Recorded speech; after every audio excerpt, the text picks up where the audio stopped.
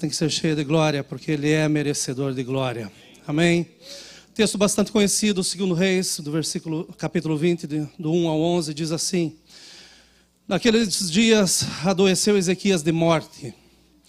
E o profeta Isaías, filho de Amós, veio a ele e lhe disse: Assim diz o Senhor, ordena a tua casa, porque morrerás e não viverás. Então virou o rosto para a parede e orou ao Senhor, dizendo: Ah, Senhor, ser servido de te lembrar de que andei diante de ti em verdade, com o coração perfeito, e fiz o que era reto aos teus olhos. E chorou Ezequias muitíssimo. Sucedeu, pois, que, não havendo Isaías ainda saído do meio do pátio, veio a ele a palavra do Senhor, dizendo: Volta e diz a Ezequias, chefe do meu povo, assim diz o Senhor, Deus de Davi, teu pai: Ouvi a tua oração e vi as suas lágrimas. Eis que eu te sararei. Ao terceiro dia subirás à casa do Senhor. E acrescentarei aos teus dias 15 anos, e das mãos do rei da Assíria te livrarei, a ti e a esta cidade. E ampararei esta cidade por amor de mim e por amor de Davi meu servo. Disse mais Isaías: Tomai uma pasta de figos, e a tomaram e a puseram sobre a chaga, e ele sarou. E Ezequias disse a Isaías: Qual é o sinal de que o Senhor me sarará, e de que ao terceiro dia subirei à casa do Senhor? E disse Isaías: Isto te será por sinal da parte do Senhor, de que o Senhor cumprirá a palavra que disse: Adiantar-se-á a sombra 10 graus, ou voltará 10 graus atrás? Então disse Ezequias: É fácil que a sombra decline 10 graus. Não aconteça isso, mas volte a sombra 10 graus. Versículo 11. Então o profeta Isaías clamou ao Senhor e fez voltar a sombra 10 graus, pelos graus que já tinha declinado no relógio de sol de Acaz. Amém? É um texto bastante conhecido. Coloquei como tema para essa meditação procrastinar. E alguns perguntam: o que é procrastinar, pastor? Procrastinar é você deixar o sinal vermelhinho que está lá no painel do seu carro dizendo que você precisa pôr gasolina. Você desconsiderar esse sinal e ter que empurrar seu carro para chegar no posto. Isso é procrastinar. Procrastinar é você deixar de trocar o óleo do seu carro, de colocar água no seu carro, no motor do seu carro, e esperar com que o motor funda. Procrastinar é você deixar aquela cárie que está te incomodando e você dizendo: o dentista aqui é muito caro. Caro é um implante. Procrastinar é você deixar com que aquela pequena ferida no seu corpo se torne uma chaga aberta. E daí você não sabe mais o que fazer. Procrastinar é você deixar com que um pequeno desejo se torne numa luta enorme através de um grande vício. Procrastinar é você simplesmente deixar para o dia de amanhã, ou deixar com que as coisas sejam resolvidas pelo tempo. E eu te pergunto, você que procrastina, o tempo resolve? Desde quando que o tempo resolve alguma coisa? Eu tenho nesses últimos dias pensado muito a respeito de situações que nunca terminaram.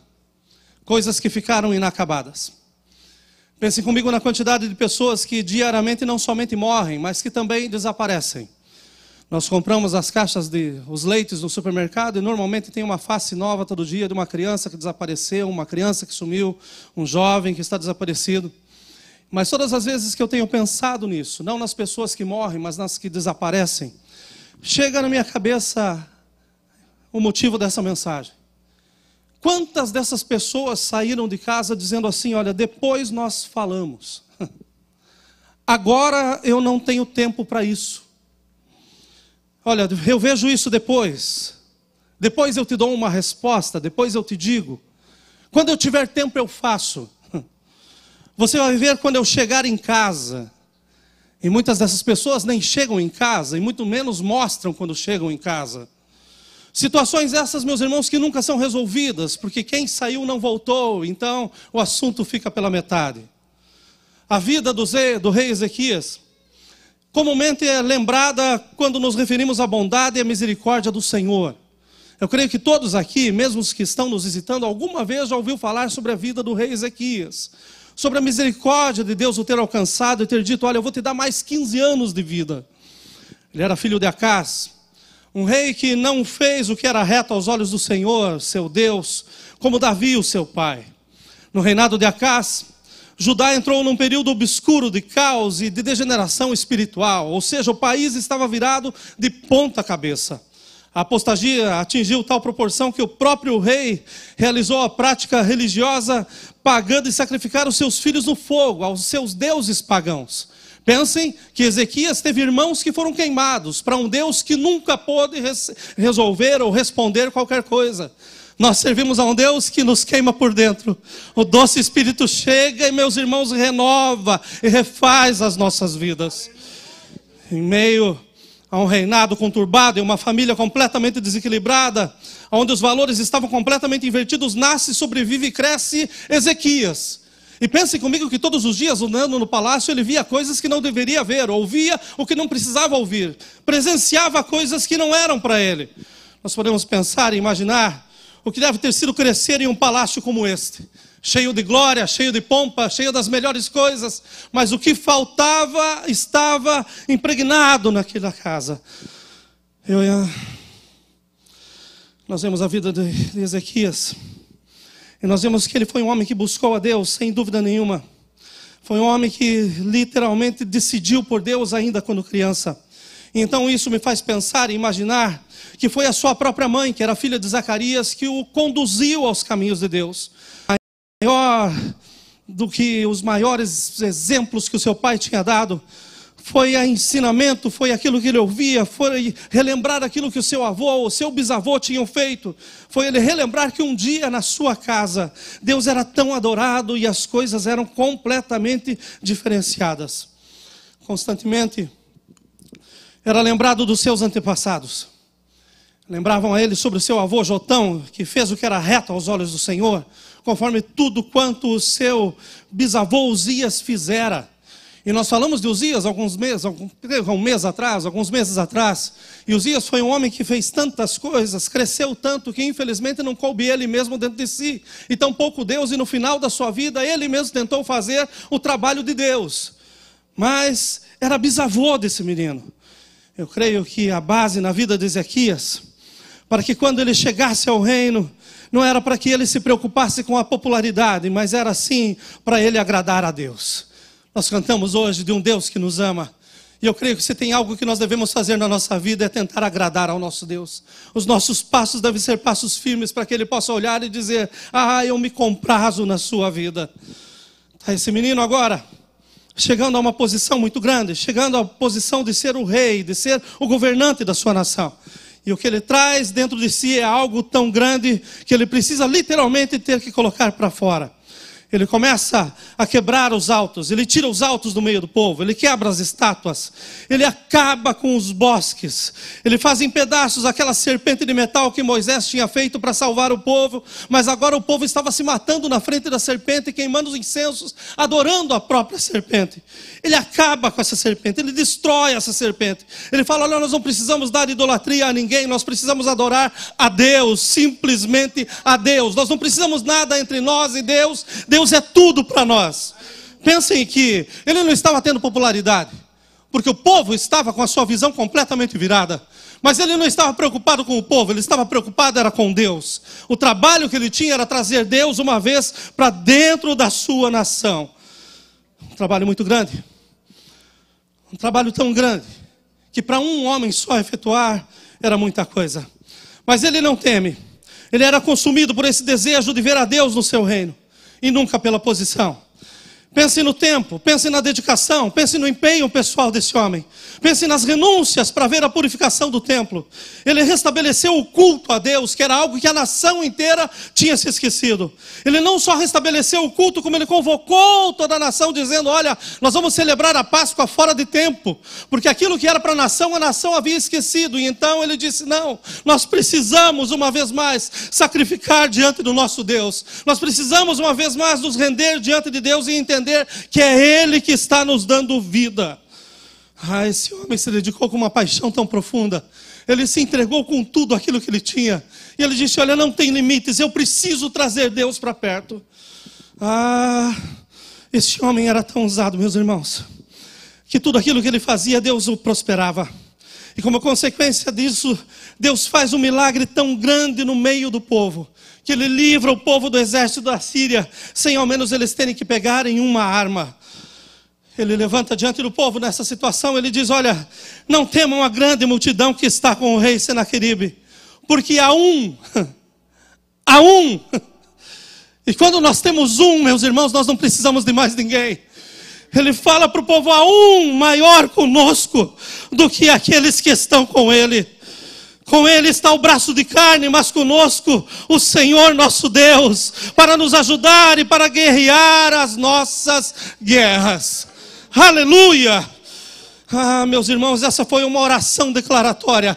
Não foi uma oração cheia de questionamentos, dizendo: será que Deus pode? Será que Deus vem? Será que Deus está? Não, ele declarou: conosco está Deus que guerreia as nossas guerras.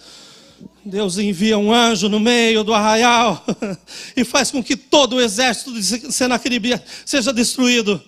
Todos os valentes, todos os príncipes, todos os chefes da Síria foram completamente destruídos nessa ocasião.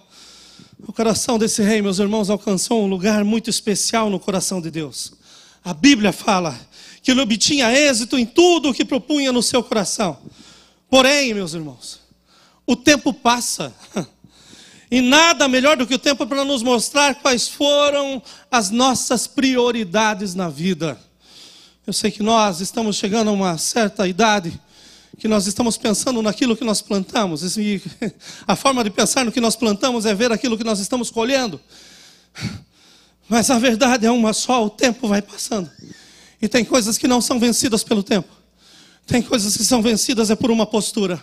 E eu creio, sem dúvida nenhuma, que hoje Deus está nos chamando para nós vencermos a procrastinação. Parou o momento de nós ficarmos empurrando com a barriga e deixando para outro dia.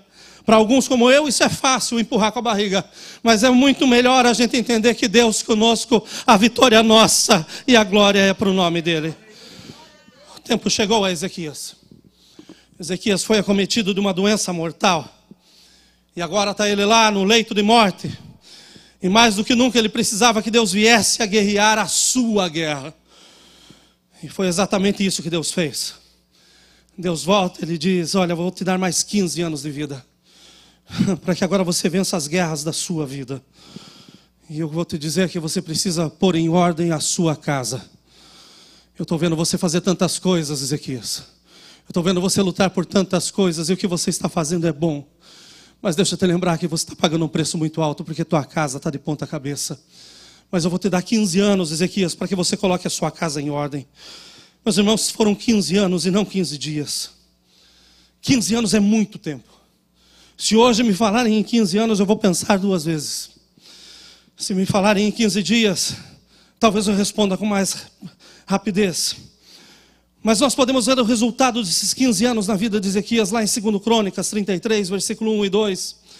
Que foi o tempo que Deus deu para ele colocar em ordem a sua casa. Crônicas 33, 1 e 2 diz assim: tinha Manassés 12 anos de idade, quando começou a reinar, e 55 anos reinou em Jerusalém. E o versículo 2, que é uma tristeza, diz assim: e fez o que era mal aos olhos do Senhor, conforme as abominações dos gentios que o Senhor lançara de diante dos filhos de Israel. Manassés, o filho de Ezequias, ele vai ser levantado para ser coroado como rei no lugar do seu pai. E daí eu consigo ver o resultado dos 15 anos que Deus deu para Ezequias, dizendo: coloca em ordem a sua casa. Foram 15 anos que não nos mostram tanto a glória de um rei. Foram 15 anos que nos mostram que ficou muita coisa para ser resolvida. Muitas coisas que deixaram para o dia de depois, para o dia de amanhã. Procrastinar, meus irmãos, é algo terrível. Foram 15 anos onde escolhas foram feitas, dias foram ocupados com coisas e com agendas. Prioridades foram elegidas e a casa ficou completamente desordenada. Eu só posso entender que Ezequias, assim como eu e como você, procrastinava. Deixava as coisas urgentes para daqui a pouco. E as coisas que aparentemente são impossíveis para amanhã. Embora ele soubesse que seu prazo de validade, que ele tinha um prazo de validade, ele deixava muitas pendências. Manassés foi uma dessas pendências que ele deixou. Manassés precisava ser corrigido. Manassés, que era seu filho, precisava ser corrigido, orientado. Precisava ser direcionado pelas palavras do pai e não pelas blogueiras ou pelos conselheiros. Manassés, que era seu filho, precisava do colo do pai. Manassés, que era seu filho, precisava ouvir as palavras do pai. Manassés, que era seu filho, precisava saber os passos do seu pai e seguir os mesmos passos. Ele precisava ouvir de seu pai. Ele precisava do tempo do seu pai. Precisava da orientação do seu pai. Porém, o pai sempre achava que amanhã daria tempo. Como dizem, ele empurrava com a barriga. Meus irmãos, se eu tenho 15 anos de vida, eu sei que eu tenho prazo de validade. E eu não vou poder desperdiçar um dia. Agora vocês pensem que Ezequias, que era rei, Ezequiel que era o rei, Ezequias que era o rei. Sabendo que ele tinha 15 anos, ele foi deixando coisas importantes para fazer depois. Qual é a nossa situação hoje? Que não sabemos se vamos estar aqui no próximo segundo, no próximo minuto. Como que nós podemos dizer assim, amanhã faremos, amanhã resolveremos. Quando eu voltar eu resolvo, quando eu chegar nós conversamos. A verdade, meus irmãos, é que nós não temos tempo. O dono do tempo nos tem nas suas mãos. E nós precisamos entender que tudo aquilo que chegar às nossas mãos, nós devemos fazer sim, e fazer para a glória do seu nome. Procrastinar significa adiar, postergar, demorar, deixar para depois. A questão é que estamos há milhares de anos de Ezequias. E hoje a procrastinação é considerada uma síndrome, podendo ser considerada sintomática ou psicológica. A síndrome da procrastinação. A ciência, ela cresce. O comportamento é o mesmo. Mas hoje em dia tem pessoas que têm que ser estudadas. De vez em quando eu recebo alguns posts, algumas mensagens e dizem assim, olha, os brasileiros têm que serem provados pela NASA, de tanto que inventam. Mas no campo da procrastinação, meus irmãos, não tem nada novo. É tudo igual. É você simplesmente deixar para trás. Você simplesmente fazer que não existe. É simplesmente você continuar andando em cima das coisas que precisam ser resolvidas. Mas deixa eu te lembrar que talvez não tenha um caminho de volta para que você possa resolver. Essa síndrome pode ser sintomática ou pode ser psicológica. Ela pode ser uma forma de você reagir ou pode ser algo que você criou. A tua mente diz que você é assim, que você vai morrer assim. Mas hoje nós estamos diante do Rei dos Reis e do Senhor dos Senhores. E não importa se é sintoma, não importa se é psicológico, o Senhor Jesus está aqui. E hoje tem cura para o seu povo. Hoje tem um momento para que nós possamos glorificar o nome do Senhor. Ela pode estar ligada à depressão. A procrastinação pode estar ligada à depressão. E é um dos sintomas mais visíveis da depressão. A pessoa não quer fazer nada, quer ficar simplesmente isolada. Pode ser um comportamento irracional. Pode ser fruto de baixa autoestima. Ou pode ser também fruto de ansiedade. Aquela pessoa que quer resolver tudo ao mesmo tempo e que acaba deixando coisas para trás porque não consegue fazer tudo ao mesmo tempo. E a palavra de Deus nos orienta que nós devemos lançar sobre Ele toda a nossa ansiedade, porque Ele tem cuidado de nós. Nós precisamos entender nessa manhã, meus irmãos, que Deus ainda hoje guerreia as nossas guerras. Deus ainda hoje guerreia as nossas guerras. Mas nós devemos fazer a nossa parte. Ele não vai enviar anjo para falar aquilo que você precisa falar, pai. Ele não vai mandar um pastor para falar o que você precisa dizer para o seu marido, minha irmã. Ele não vai comprar a aliança que você já deveria ter comprado, lindão. Fica enrolando 15 anos para dizer, para ver se ama. Ele não vai pedir a sua companheira ou seu companheiro em casamento, sendo que é você que deve fazer isso. Ele não vai vir aqui te matricular numa escola de inglês, sendo que a necessidade é sua. Ele não vai levantar às 4 da manhã para procurar um trabalho para você. Ele não vai colocar comida na sua boca. Ele não vai sarar o seu relacionamento por você. Tampouco ele vai educar o seu filho ou pôr juízo na cabeça da sua filha por você. Mas ele está te dando tempo e condições para fazê-lo. Efésios 5,16 diz assim: remindo o tempo, porque os dias são maus. E eu tenho falado com muitas pessoas que já não estão acreditando que já estamos em fevereiro. E no meu coração eu já estou celebrando a Páscoa. A verdade é que o tempo está voando. Mas pela palavra de Deus nós podemos aprender a remir o tempo. E nós remimos o tempo quando nós colocamos em primeiro lugar aquilo que não pode ser esquecido. Assim como Ezequias, nós estamos vivendo na prorrogação. Cada dia que passa nós ganhamos ou perdemos a chance de fazer o indispensável. Se nós queremos uma sociedade melhor, se nós queremos uma igreja melhor, se nós queremos uma vida melhor, então nós precisamos de uma casa melhorada. E isso começa colocando-a em prioridade. Então os assuntos que são de casa têm que ser resolvidos em casa e na hora certa. Não adianta pensar que o tempo vai resolver, o tempo não resolve. O que o tempo faz é distanciar. E talvez a solução que estivesse tão perto, você fica deixando com que ela se afaste. Meus irmãos, tudo que é absurdo nós encontramos nas redes sociais. Tudo que é absurdo. Eu encontrei essa madrugada a Associação Nacional dos Procrastinadores. E o lema dessa associação é essa: nunca faça até amanhã o que pode ser esquecido para sempre.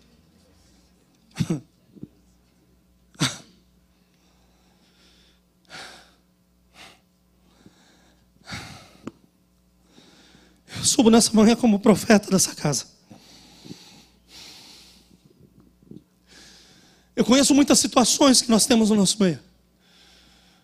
Mas eu não vim aqui trazer um recado de Deus para você. Eu vim aqui te trazer a palavra de Deus para nós. Porque essa palavra começa comigo.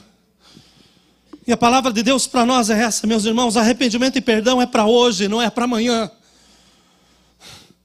Correção e educação é para hoje, não é para amanhã. Sim ou não é para hoje, não para amanhã. Pensemos na procrastinação como se fosse uma árvore. E daí eu vou mostrar para vocês a raiz e quais são os frutos da procrastinação.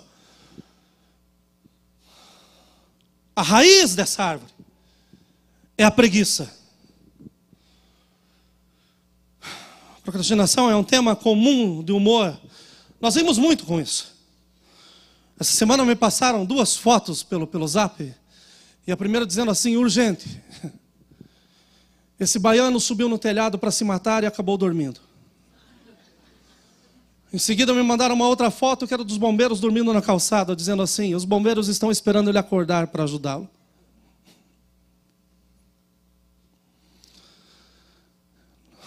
Nós rimos da preguiça.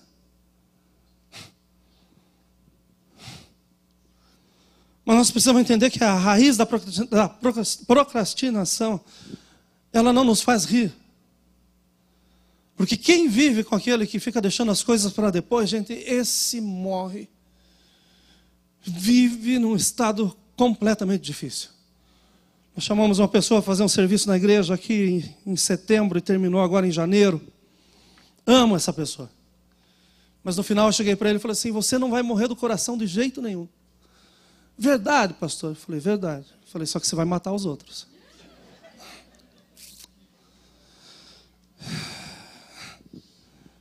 Quem aqui que suporta a preguiça?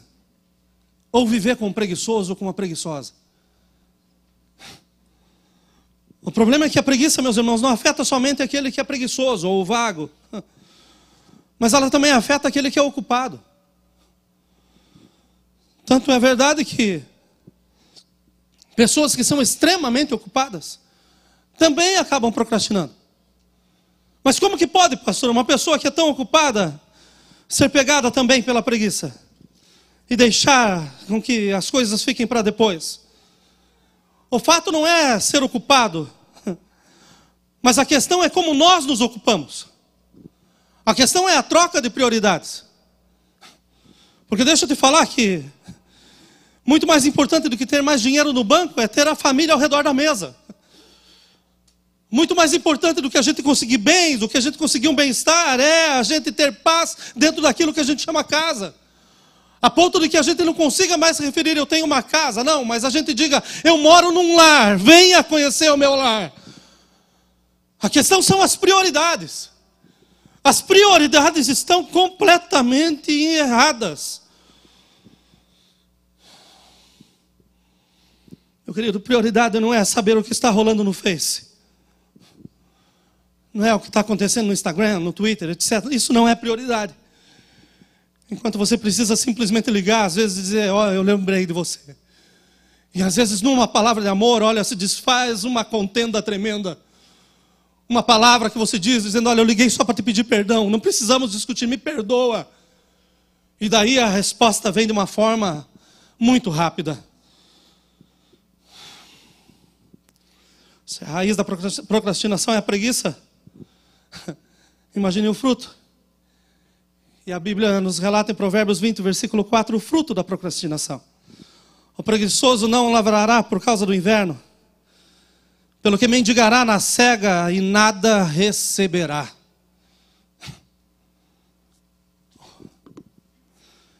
Vamos pensar que a nossa vida é a nossa plantação. E a palavra de Deus é certa, que tudo aquilo que nós plantamos, nós, sem dúvida nenhuma, a seu tempo nós vamos colher. Mas pensando em nós como sendo essa plantação, nós podemos por muitas formas deixar do lado o trabalho duro de plantar. E simplesmente deixar que a erva daninha cresça. Porém, nós nunca vamos ter frutos para colher. É horrível quando você tem um vizinho que não corta a grama na casa dele. Porque às vezes a vizinhança inteira fica prejudicada.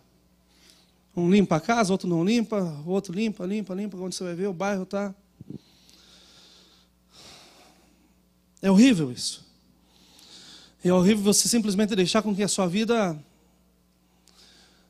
cresça o que tiver que crescer. Porque você não tem vontade de trabalhar ou de plantar para que nela venham frutos bons. Remir o tempo no Senhor, meus irmãos, tem tudo a ver com preparar. Preparar a terra. Plantar, meus irmãos, nessa terra. E colher. Se não plantarmos na estação certa, nós nunca colheremos. Em se tratando de procrastinar, mesmo sem plantar, meus irmãos, nós colhemos frutos. E na sua maioria, esses frutos são imperfeitos ou são podres. Porque nasceu de qualquer jeito, cresceu de qualquer jeito. Provérbios 18, 9 diz assim, também o negligente na sua obra é irmão do desperdiçador. Então o problema não é aquele que esbanja simplesmente o seu tempo, né, que faz o que for da forma como der. Não. O problema é quando a gente simplesmente não se importa, quando a gente é negligente.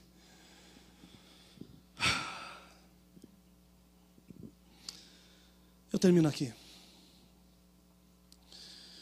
E na verdade eu não termino, porque Deus tem muito para falar conosco disso. Eu comecei a escrever às 6 horas da manhã e estou escrevendo e vou continuar escrevendo.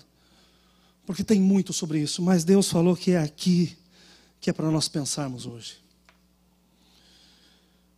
Deus contemplou dos altos céus e disse a Ezequias, Ezequias, eu te dou 15 anos para você pôr em ordem a sua casa.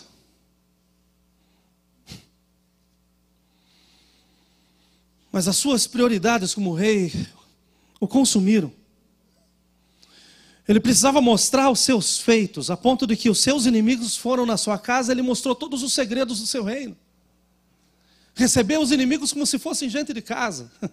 Vem aqui, deixa eu mostrar, olha os nossos tesouros, olha tudo que nós temos, olha o que está acontecendo.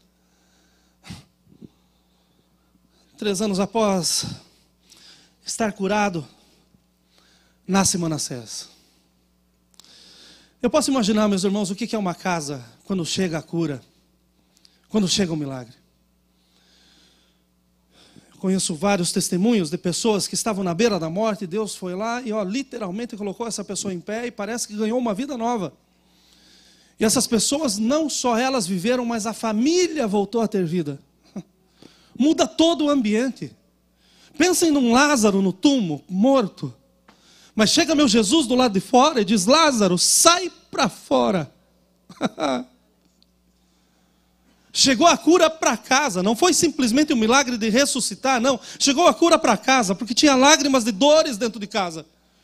Tinham amigos que estavam com o coração partido, pessoas que eram próximas que estavam sofrendo já pela perca, mas agora volta Lázaro e volta a vida para dentro de casa.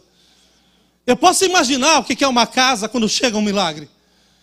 Eu venho de uma casa onde nós víamos a mão de Deus operando de manhã, de tarde e de noite.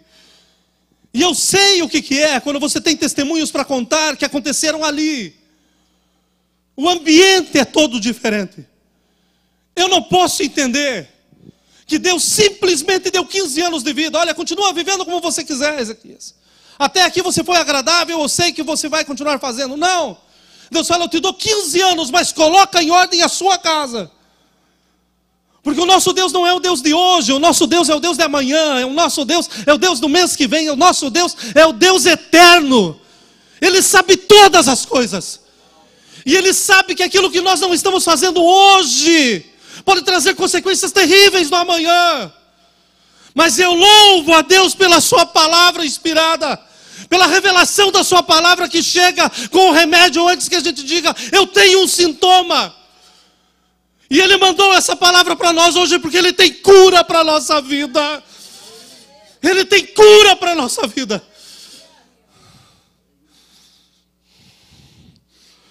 As mesas da casa, meus irmãos, eram lugares que eram um verdadeiro santuário. Eu lembro que eu chegava em casa desde pequeno, não deixava colocar nem o livro em cima da mesa. Porque ao redor da mesa era o lugar da comunhão com a família. Era um lugar santo, parece que uma cadeira que ficava vazia sempre era Deus que vinha sentar com a gente.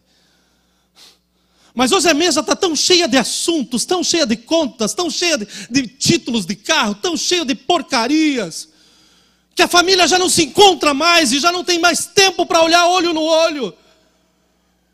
E para resolver as questões que precisavam ser resolvidas. Vamos deixar para amanhã, estou tão cansado, deixa eu ir para o meu quarto. Amanhã eu converso com os meus filhos, amanhã eu resolvo com você, querida. Vamos deixar para amanhã, meus irmãos, nós não temos o amanhã. Nós temos o agora. Nós temos o hoje. E nós já estamos vivendo na prorrogação, porque se não fosse a misericórdia do Senhor, nós teríamos sido consumidos ontem. Mas Ele nos deu um novo dia, para que a luz dEle volte a brilhar dentro das nossas casas. Para que uma vez mais nós possamos dizer, verdadeiramente o Senhor está no nosso meio. A decisão é nossa.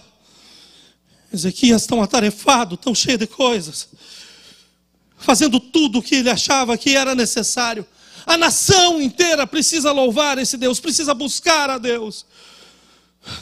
Mas tem um texto maravilhoso na Bíblia que diz, o que adianta eu ganhar o mundo inteiro e eu perder a minha casa?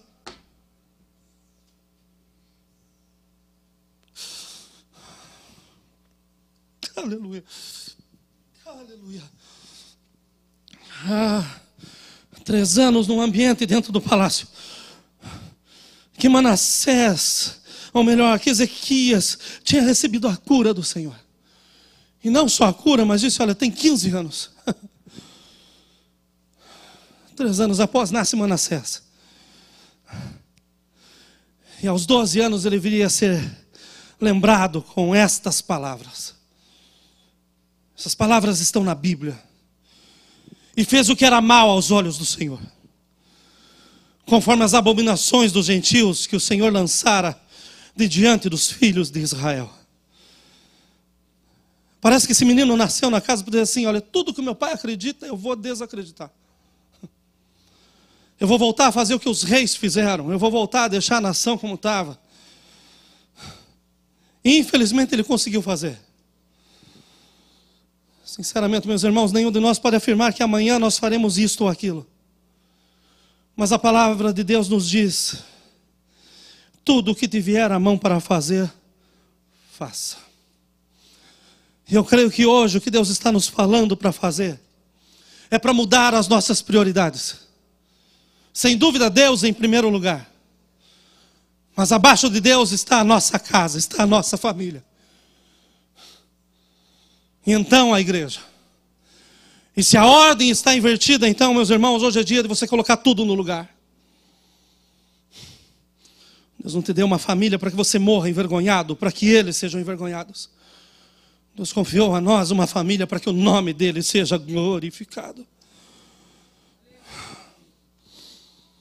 Estamos praticamente no meio do mês da família. E se nós queremos famílias abençoadas e abençoadoras, nós precisamos acabar com a procrastinação.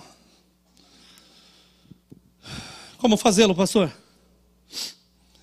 Eu acho interessante essas mensagens que trazem, que falam todos os problemas, mas nunca dão a cura. Hoje eu trago a cura para nós em Cristo. Como fazer, pastor? É reconhecendo a profundeza da raiz da procrastinação que está em nossos corações. Reconhecendo essa profundeza. Nós viemos colocar o brick aqui ao lado da igreja, alguns meses atrás. E aquela pequena árvore que tem ali do lado, gente, nós não imaginávamos que ela tinha uma raiz tão dura, tão espalhada. E olha, foi um bom tempo para o Marcelo e para o Geraldo conseguirem arrancar uma parte da raiz. Foi muito esforço. E quando conseguiram fazer, ninguém imaginava que uma árvore daquele tamanho tinha uma raiz tão grossa. Sabe seu estado de laziness, de preguiça? A raiz pode ser profunda, pode ser muito grossa. Então eu te digo que muito mais do que mudança nos nossos calendários, não é você chegar em casa, pegar teu calendário e falar, bom, agora eu vou mudar tudo. É primeiro a minha família, depois os trabalhos, os compromissos com a igreja. Não, vou mudar as coisas aqui. Nós não precisamos de mudança no calendário. Nós precisamos de mudança no coração. Nós não estamos dando valor suficiente para aquilo que Deus confiou nas nossas mãos. E a única cura para isso, meus irmãos, é que nós precisamos nos arrepender. A Bíblia diz que se nós confessarmos os nossos pecados, Ele é fiel e justo para nos perdoar os pecados e nos purificar de toda injustiça. Imaginem essa raiz da procrastinação aí no seu coração. Nesse exato momento sendo arrancada pela enxada do arrependimento. É simples assim. É dizer, Deus, não mais eu e não da minha forma, mas enche a minha vida da Tua presença. Me ensina a ter uma palavra mansa. Porque tem gente que deixa para depois, que diz, olha, se eu falar agora eu vou estourar. Não estoura não. Começa a praticar o fruto do Espírito na sua vida. Entenda o que é longanimidade, mansidão, perseverança. Tem gente que não quer resolver no momento que não tem a palavra certa. Meus irmãos, uma vida de comunhão com Deus, a palavra certa sempre está nos lábios. E a palavra branda, ela acalma. Eu não sei, é uma situação nova para mim. Se nós estivermos em comunhão com Deus, meus irmãos, não tem nada que seja novo para Ele. E Ele enche os nossos lábios. Muito mais do que isso. Vocês já entraram em casa? Vamos abrir. Vamos abrir a nossa vida um pouquinho. Já saíram de casa um dia brigado com a esposa? Vou falar para os maridos, daí você chega em casa de noite, você não tem espaço, né? A casa tem 3.000 square feet, mas você não tem espaço. Parece que o ambiente está pesado. E está mesmo. Porque você passou o dia inteiro fazendo o que você, ou melhor, sem fazer aquilo que você deveria ter feito já na saída. Ter voltado e ter acertado as coisas. A Bíblia fala que o sol não deve se pôr sobre a nossa cabeça sem que a gente alcance o perdão. Entrar numa casa grande, mas que parece uma sala pequena, é algo terrível. Mas eu creio, meus irmãos, que quando nós deixamos com que essa questão de deixar para depois seja arrancada, há um espaço tão grande para que o bom Espírito Santo cresça, para que Ele manifeste-se de tantas formas em nossas vidas. Meu desejo hoje com essa palavra é que a gente saia daqui pensando. Porque independente de idade, todos nós aqui Ou procrastinamos ou já procrastinamos. E daí eu vou te perguntar, se você fosse Ezequias, como seria seu Manassés?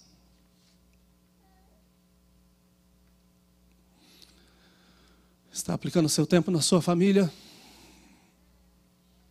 Naquilo que realmente importa? Ou você está desperdiçando o teu tempo com as demais coisas? Bom Deus, a tua palavra, ela é fiel.